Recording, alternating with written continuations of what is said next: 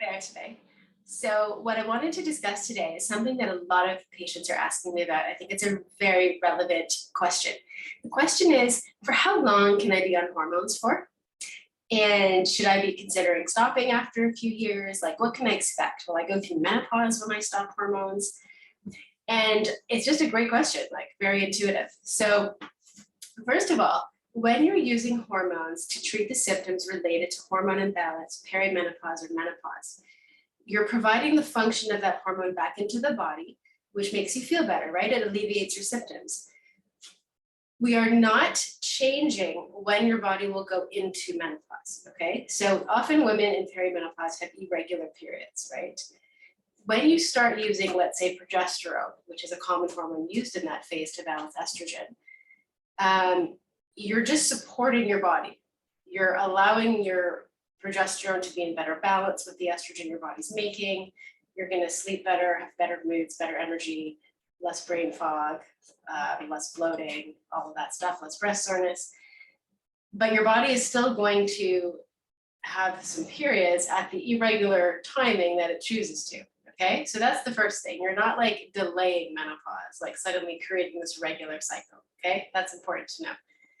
Secondly, when you're on hormones, let's say you're in menopause and you're on estrogen and progesterone, two commonly used hormones in menopause, and you're getting all the symptom relief, you're not hot flashing, you're sleeping well, your energy's good, your mood's good, your memory's good, your sex drive's good, all that nice stuff.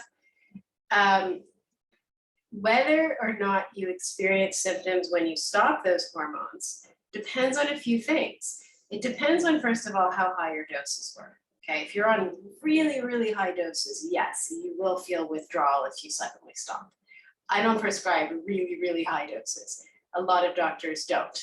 We prescribe appropriate doses. Now, if you're still kind of in menopause within that first year or two and your hot flashes are really bothersome, if you stop your hormones in the middle of that phase, you will probably have those hot flashes come back, right? Because you're still going through it. So it's a little bit too soon to get off hormones, right? Now, let's say it's 5 years later after you started hormones. What happens then if you stop? So most of the time in those cases, again, like I said, you're not gonna have a huge hormone withdrawal. Your body's not gonna perceive such a huge hormone withdrawal that you're going to recreate menopause. That really only happens if you went from very high before or like high before to very low. When you're on hormones, we're not recreating the same levels that you had before menopause, okay? So any symptoms that come back after stopping hormones at that phase would be because that's how you would normally feel with aging, right? So for example, a lot of women notice that when they stop hormones, maybe 5 years after they've been on them for a while, certain symptoms creep back in, and it's not necessarily dramatic. Some of my patients find this happens within days.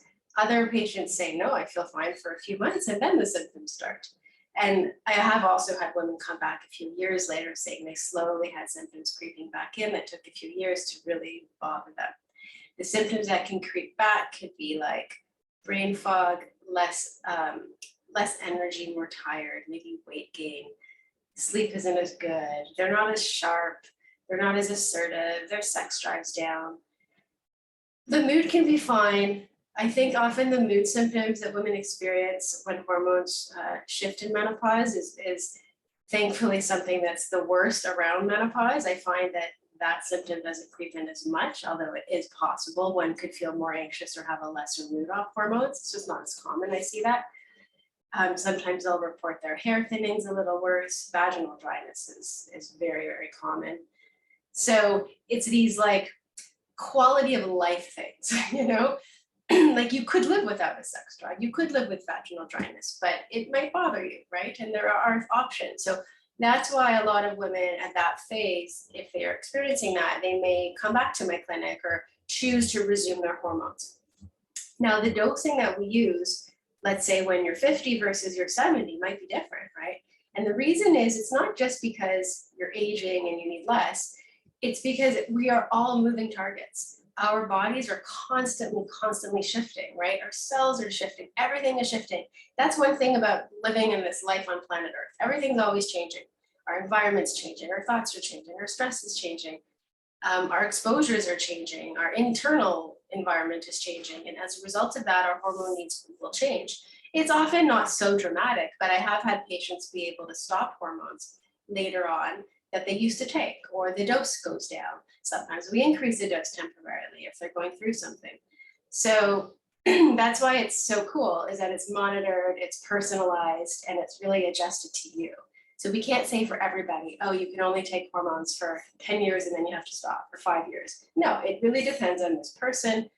Are there new risk factors we have to consider? Are there any contraindications that have developed? Is this serving you? Is it matching your lifestyle? All of these things. So I hope that helped. Please reach out. I'd love to connect you. I'd love to hear from you. If you're interested to ask me questions, feel free to book an appointment. My email address is hello@drcaraflamer.com.